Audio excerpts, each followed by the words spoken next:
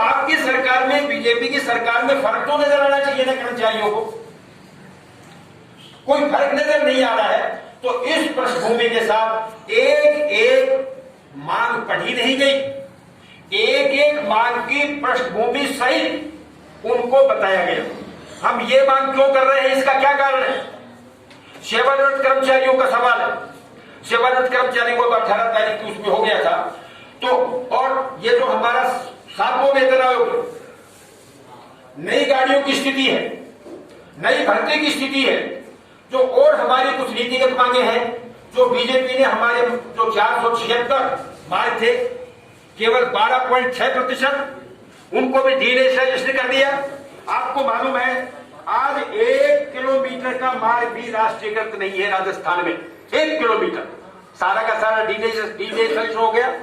संयुक्त मोर्चे की डिमांड है भाई उस वक्त जो अराष्ट्रीयकृत किए थे मार्ग उनको राष्ट्रीयकृत किया जाए। बस अड्डा प्राधिकरण अधिनियम 2015 में जो पारित किया था वो तलवार तो आज तक भी रोडवेज पर कर्मचारियों पर लटकी हुई है। कोई भी सरकार आके उसके तहत कार्यवाही कर सकती है। तो भाई ये विधेयक जो है खारिज किया जाए, निरस्त किया जाए। पूरे राजस्थान में जहां जहां हमारी स्टैंड है, हर स्टैंड के पास में बिल्कुल समानांतर रूप से प्राइवेट गाड़ियां चल रही है। 2 से 5 किलोमीटर तक ये स्टैंड दूर किए जाए। कहने का मतलब ये एक भी डिमांड, और ये भी कहा गया अब भाई इसको राज्य सरकार भी अपने अधीन ले ले। ऐसा नहीं है कि ये मांग नहीं गई, एक भी मांग छोड़ी नहीं गई। सारी की सारी मांगों पर बड़े विस्तार से और बड़े सुसंगत तरीके से, अब वो सुसंगत तरीका तो इनके पास ही आप जानते हो, समझ गए ना, कि इतनी इस तरीके से। और दूसरी तरफ जो चीफ मिनिस्टर साहब सुन रहे थे वो भी बिल्कुल एक तरीके से जिसको कहना चाहिए तन्मय होगी, तल्लीन होगी, जैसे कोई खो गए हो उस बात में। 2 जादूगर मिल गए थे। तो सवाल ये बहुत तल्लीन होके वो सुन रहे थे। और सुनने के बाद कहा 3 बार यादव साहब बोला और कहा यादव साहब मैं समझ गया हूं, बहुत अच्छे से आपने समझा दिया है, समझ गए ना। अब ये जो आपके मुद्दे हैं, जिस सिचुएशन के मुद्दे सहित इन सारे मुद्दों पर मैं जल्दी ही हमारे अधिकारियों के साथ में मीटिंग करूंगा और इसका निर्णय करूंगा। आप मेरी तरफ से कर्मचारियों से कह दो कि भाई हड़ताल इसलिए हम करते हैं इन आपको। इन्होंने कहा भाई मैं कौन होता हूं आपकी तरफ से कहने वाला, मैं तो आपका स्पोक्समैन तो नहीं हो सकता। जब हर चीज आप करते हो और हर चीज मीडिया में जाती है, प्रेस नोट जाता है, जब भी आप किसी से वार्ता करते हैं तो आपकी तरफ से जाना चाहिए। जब बहुत ज्यादा स्ट्रेस किया तो उन्होंने कुलदीप राका साहब को इशारा किया कि भैया ये प्रेस नोट तो जारी करना पड़ेगा, यादव साहब पीछा नहीं छोड़ सकते। वो प्रेस नोट जारी हुआ, उसमें भी संयोग से एक गलती रहेगी कि उसमें 7वां वेतन आयोग लिखा ही नहीं। अब सबसे ज्यादा, अब तो इस वक्त तो सबसे ज्यादा कीड़ा यही रह गया कर्मचारियों की, और वही शब्द उसमें गायब हो गया। तो हमारे कार्यकर्ता कुछ बोलते, उससे पहले जो लोग हमेशा आलोचना करना ही जिनका सब्जेक्ट है, हड़ताल अगर करते हो तो क्यों करते हो, आलोचना करेंगे। अगर हड़ताल नहीं करते हो तो बोला क्यों नहीं करते, मतलब वो उनको आलोचना करते। उन लोगों ने तो ये देवड़े उसको व्हाट्सएप के ऊपर और कहा संयुक्त मोर्चे ने तो 7वें वेतन आयोग की बात ही नहीं कही, ये तो सेवानिवृत्त कर्मचारियों की बात करता है खाली। इस तरीके का वो सारा चला। उसी दिन उसके नेक्स्ट डे की बात बता रहा हूं, 30 तारीख यादव साहब ने सीधे चीफ मिनिस्टर को चिट्ठी लिखी और संबंधित अधिकारियों को भी दी कि भाई ये भारी त्रुटि रह गई है, इस त्रुटि को आप ठीक करिए। वो पूरे राजस्थान में जितने भी व्हाट्सएप के ग्रुप हैं सब पर वो चिट्ठी जारी आपने पढ़ी होगी, वो सब हुआ। इसके बाद 21 तारीख को, उस दिन जो रात के करीब 8 साढ़े 8 बज गए थे, 21 तारीख को मीटिंग हुई संयुक्त मोर्चे की मीटिंग हुई और ये सारी, और फिर भाई सीटू का भी तो लीडर वहां पर था, इंटक का भी था।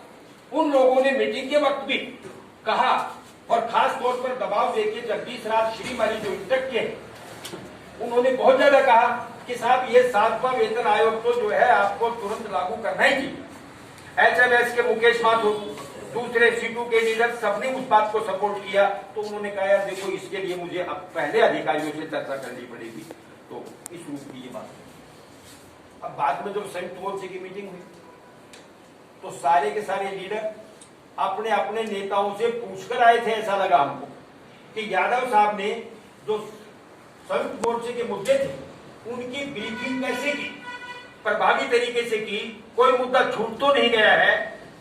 तो उनको जो सूचना लेके आए थे तो हमको तो कहना ही नहीं पड़ा।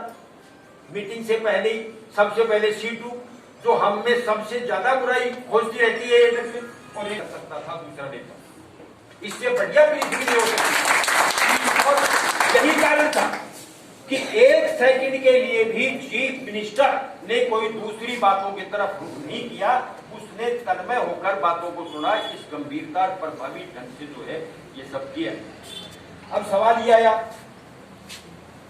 और उस मीटिंग में पूछा, बातचीत हुई, भाई अब आगे क्या करें। कुल मिला के राय ये बनी कि भाई उसने विश्वास दिलाया है, उसके विश्वास का सम्मान करते हुए संयुक्त मोर्चे को इस हड़ताल को स्थगित करना ठीक रहेगा। कारण क्या है, उससे बड़ी अथॉरिटी तो इस स्टेज में है नहीं, उससे बड़ी पावर नहीं है। आप क्या करते, ज्यादा से ज्यादा 1 दिन की हड़ताल कर लेते, फिर सवाल गवर्नमेंट ऑफेंस में हो जाती, हम डिफेंस में हो जाते। गवर्नमेंट कहती भाई आप जो करना चाहते थे आपने कर ही लिया, अब ठीक है हम सोचेंगे, हमारे जितने सोचे देखेंगे क्या कर सकते हैं। आज गवर्नमेंट डिफेंस में है, हम ऑफेंस में। गवर्नमेंट सुरक्षा की मुद्रा में होगी, हम सुरक्षा की मुद्रा में नहीं है। हम कम से कम ये कह सकते हैं कि भाई आपसे बड़ा तो कोई नेता नहीं राजस्थान में। आपकी बात पर आपने विश्वास दिलाया, आपके विश्वास का हमने सम्मान किया, ये समझ के कि आप जो कह रहे हो लागू करोगे, तो भाई अब क्यों नहीं कर रहे। तो हमारे पास में एक बहुत बड़ा मजबूत आधार जो है संयुक्त मोर्चे के पास में। सबसे पहले मेरी प्रतिक्रिया ही नहीं, क्यों आपको मालूम है सीटिंग का अरेंजमेंट, जो एटक के पदाधिकारी हैं वो तो उन्हीं कुर्सियों पर बैठते हैं जिसमें सदा बैठते हैं, जो बाकी दूसरी उनके आते हैं वो सामने बैठते हैं। तो ज्यादातर नंबर तो इंटक वाले का आता है, वो पीछे बाद में आता है, इधर बैठता है, वहीं से शुरू होती है। लेकिन वो भी सोच समझ के आए थे। उन्होंने कहा साहब आप हमसे पूछते हो ना, आज सबसे पहले एटक राय बताइए, समझ गए आप। जिससे मान लो कल को कोई 19-20 हो तो हम कहते भाई एटक सबसे बड़ा संगठन है, उनकी राय ये थी, तो भाई एटक के नाम पर तो मेरा ही नाम आता। मैंने ये ब्रीफिंग करी, हमने कहा भाई हम एटक की तरफ से हमारी सोच ये है कि उनका सम्मान करना चाहिए, उन्होंने विश्वास दिलाया है और हमको ये हड़ताल स्थगित कर। वो 1 मिनट ही नहीं लगा बाद में, जैसे सब लोग तैयारी बैठे थे ये सुनने की कि भाई किसी तरीके से एटक ये कह दे, तो हम तुरंत हाथ खड़े करते और डिसीजन हो गया। अब वो दिखना डिसीजन तो दिखने में कोई आसान चीज नहीं होती, ऐसा डिसीजन लिखना, परिपत्र निकालना। तो उसमें तय हुआ भाई कल 4 बजे आ जाइए, 4 बजे तक हम ये टाइप करा देंगे और आप साइन करेंगे और 22 तारीख को हम तो हड़ताल तो 27 से हो रही है, कोई ऐसा थोड़ी कल से ही हड़ताल। हमने न तो संयुक्त मोर्चे के किसी नेता ने आपके, तो हमारे पास जहां तक खबर है कहीं इस बात को लीक नहीं किया तो 21 तारीख को डिसीजन। अब आपके पास कोई समाचार हो तो बता देना भाई। मेरे ख्याल से आपके ये पहला मौका मैंने देखा, 21 तारीख का डिसीजन 22 तारीख को जब तक यादव साहब का मैसेज नहीं चला गया व्हाट्सएप पे, तब तक रोडवेज में किसी भी कर्मचारी को मालूम नहीं हुआ कि भाई संयुक्त मोर्चे का निर्णय क्या है। तो ये सारा हुआ हो गया। अब बाहर से जो इसकी प्रतिक्रिया है वो भी बड़ी अच्छी प्रतिक्रिया आई है। कुछ लोग जिनका मैं पहले जिक्र कर चुका, जो नौकरी केवल इसलिए करते हैं, आलोचना करनी है वो तो करें, उन्होंने की। लेकिन ज्यादातर लोग जो है वो ये अभी 2 तारीख को जो 18 अक्टूबर को घोषणा की थी चीफ मिनिस्टर साहब सेवानिवृत्त कर्मचारियों के पेमेंट के बारे में, 2 तारीख को उनका पेमेंट ये आपका नवंबर 2016 से और मार्च 2019, 29 महीने, 29 महीनों का एक साथ पेमेंट जो है डाल दिया गया डिपोजिट। अब ठीक है, जहां टाइम से पहुंच गया, जहां हमारी ब्रांच एक्टिव थी, जहां हमारे नेता एक्टिव थे, वहां पेमेंट 3 को हो गया होगा। और बाकी अब तक तो मेरे ख्याल से सब जगह हो गया होगा, या अब भी कोई ऐसी ब्रांच है जहां नहीं है? आज होगा केवल वीकल। तो वो तो मैं ये कहना चाहता हूं, ये जो सेवानिवृत्त कर्मचारियों का भुगतान हुआ है, ठीक है, परिणाम के रूप में तो आ गया परिणाम आपके पास, लेकिन जिनको ये भुगतान हुआ है वो लोग, और जो इस संघर्ष में पूरे आप लोग जो लड़े हो, जो हमारी लीडरशिप है और आपके नेतृत्व देने वाला संयुक्त मोर्चे की सारी लीडरशिप, एक तक की सारी लीडरशिप, मेरे ख्याल से किसी को भी ऐसा अंदाजा होगा नहीं, ऐसी संभावना नहीं होगी कि एक मुश्त जो है 29 महीनों का पेमेंट वो भी इतना जल्दी मिल जाएगा। शायद ये कल्पना से बाहर का परिणाम संयुक्त मोर्चे के आंदोलन से आया है।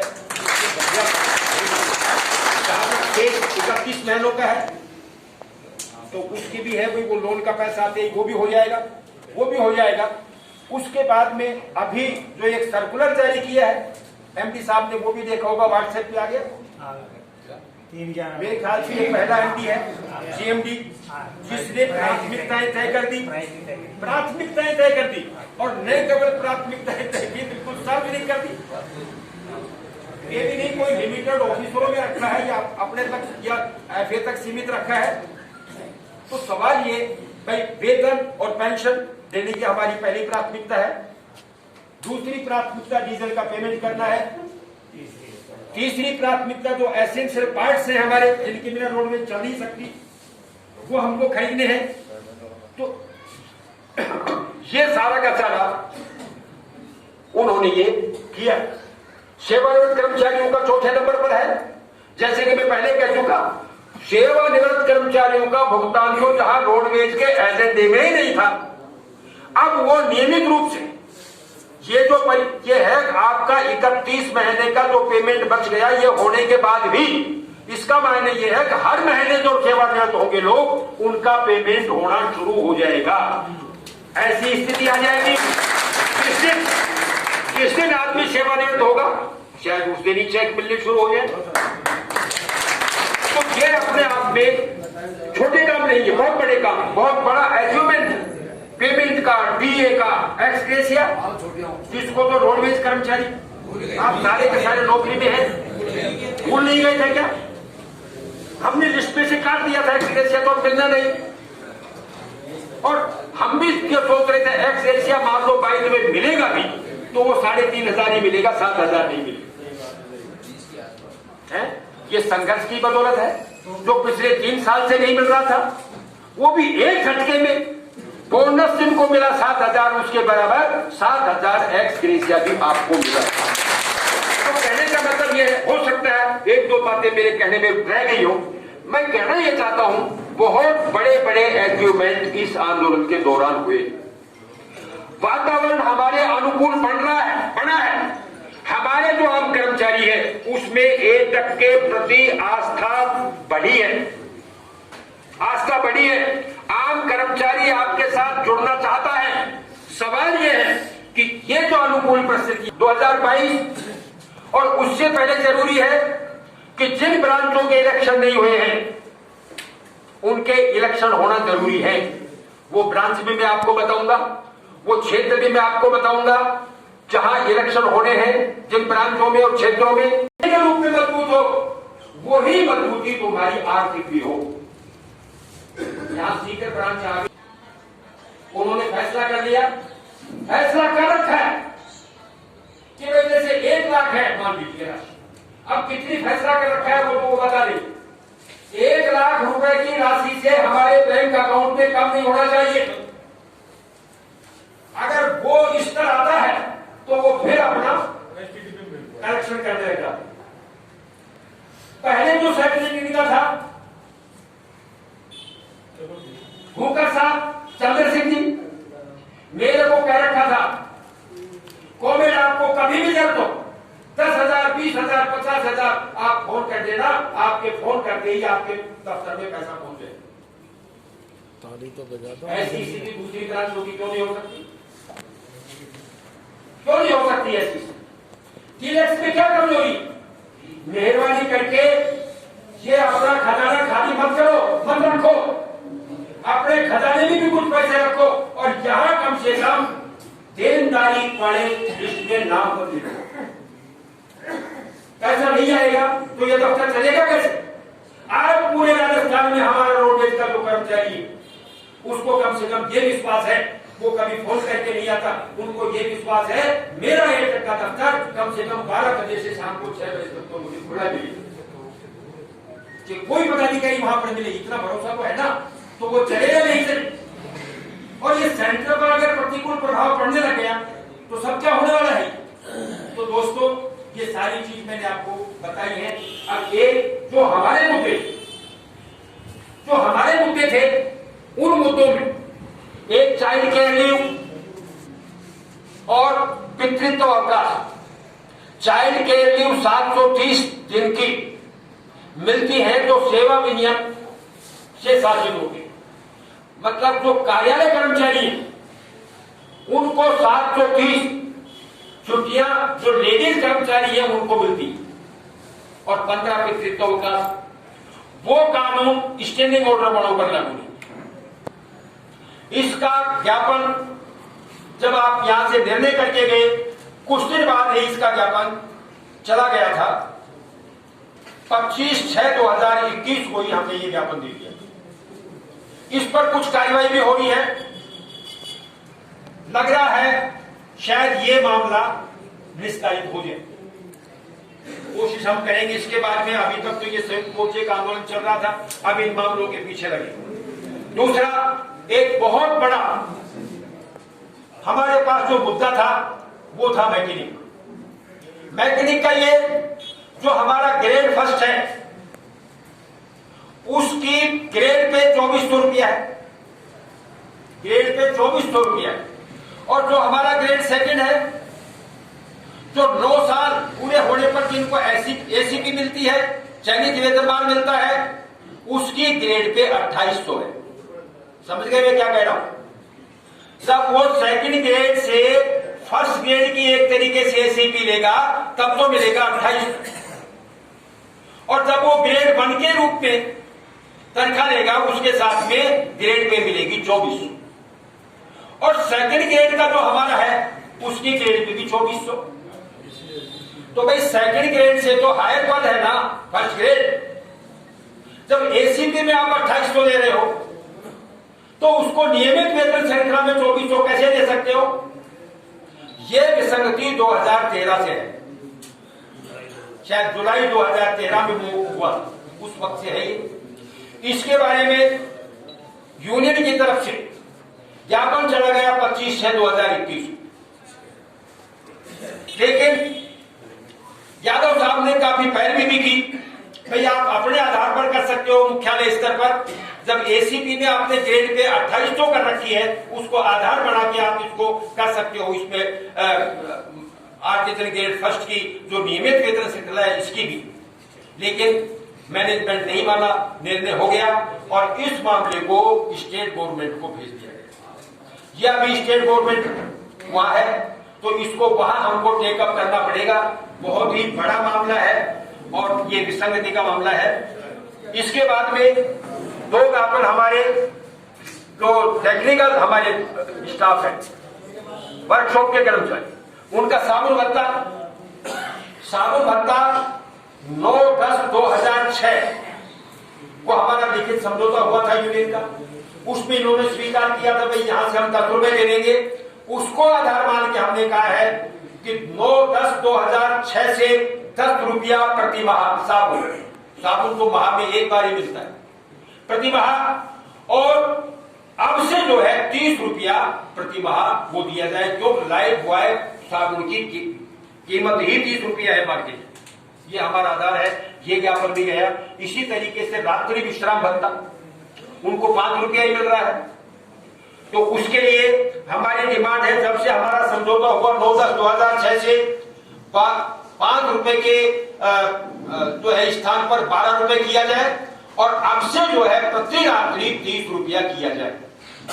ये मसला भी अभी हेड ऑफिस में चल रहा है, ऐसा नहीं है कि ये डंप हो गया, लेकिन अब हमें इसके पीछे लगना पड़ेगा। अब हमारे पास समय है कुछ, अब तक हम उधर ध्यान नहीं दे पाए थे, तो लग रहा है इसमें कुछ ना कुछ हमारे मसले निकलेंगे। एक